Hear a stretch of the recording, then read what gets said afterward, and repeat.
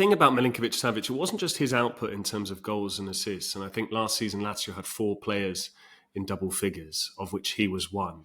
But it was also just they could play a lot more direct with him in the side. And even Sarri would occasionally go that way. I mean, we saw him because he had 8 seasons at Lazio, so the bulk of that first spell was under Simone Inzaghi. And obviously, the last 2 seasons he had under Maurizio Sarri.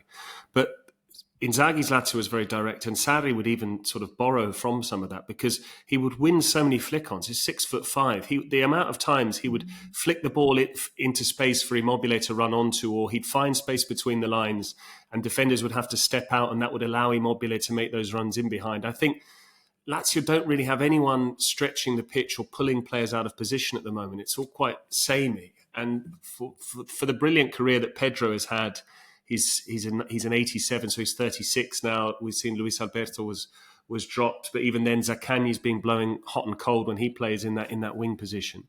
And I just think that the difficulty for Lazio is without Milinković-Savić, he often used to occupy or preoccupy a couple of defenders. They would double up on him, and that would naturally allow other players, as a sort of domino effect, to be unattended. And I think Lazio were able to create overloads and score goals because of that. Without that, they've become a lot more static. They've become a lot more predictable. They're just a possession side, albeit without necessarily anyone who can change the tempo. I mean, Zaccagni, for all of his excellence last season, 10 goals in Serie A, he's not exactly got blistering pace. It's, you could understand it a lot more.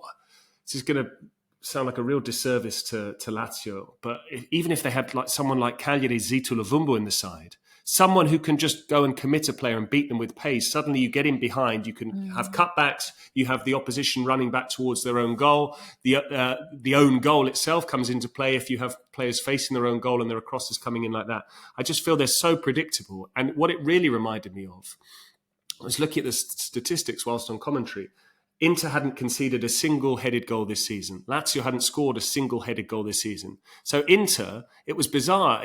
They just kept putting the ball out for a corner without any concern whatsoever because they knew that Lazio would just not score from that corner. Then you add to the fact that Rovello was just sending in these moon balls, for want of a better word, just floating these terrible crosses into the box. It just became so easy for Inter, and it reminded me of Juventus away at Fiorentina, which was just cross after cross after cross. It's like, you keep crossing it, we'll deal with it. And I completely agree. It was Lazio at least hadn't afforded Inter any chances. And then what do? You go and give Lautaro a goal in the season of his life. I mean, it was just, if you're a Lazio fan, if you're a neutral, if you're a fan of Juventus or Milan, anyone who wants to get involved in the title race or who doesn't want to see Inter just have this procession towards the Scudetto, it was enraging to see Marušić just not even look and just play that ball back to Lautaro. And I felt exactly the same as you, Nicky. That goal goes in. Inter aren't going to concede. It's a question of can they score a second or a third?